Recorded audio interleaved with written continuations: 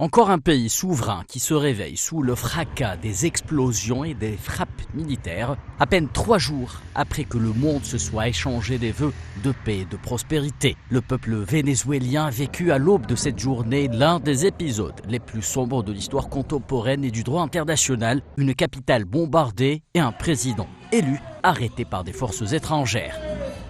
À Caracas, la stupeur et l'indignation dominent. Le chef de l'État vénézuélien et la première dame ont été interpellés sur le sol d'un État souverain par les forces américaines en violation manifeste des principes fondamentaux du droit international.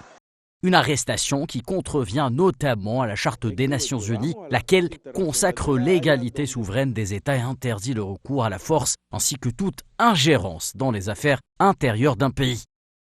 Cet épisode illustre l'état de déliquescence d'un ordre juridique international fragilisé, mis à rude épreuve par des pratiques d'intervention unilatérales qui se multiplient au Venezuela comme ailleurs.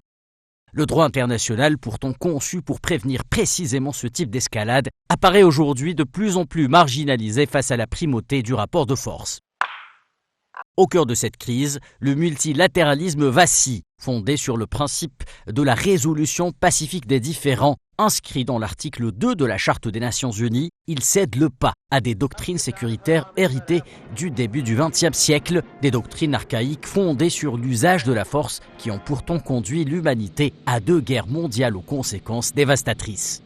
Ce retour au réflexe du siècle dernier fait peser une menace directe sur l'avenir des relations internationales. Il relègue au second plan l'idéal de paix, pourtant pilier central des théories modernes des relations internationales, du fondement même de l'ordre international issu de 1945. Parmi les dommages collatéraux les plus préoccupants figure l'affaiblissement du rôle des Nations Unies, institution pourtant désignée comme garante de la paix et de la sécurité internationale. L'ONU peine aujourd'hui à faire respecter le droit international malgré un arsenal juridique conséquent. Impuissant, le Conseil de sécurité, paralysé par les rapports de force entre grandes puissances, se révèle souvent incapable de traduire ce droit en mesures coercitives applicables de manière équitable.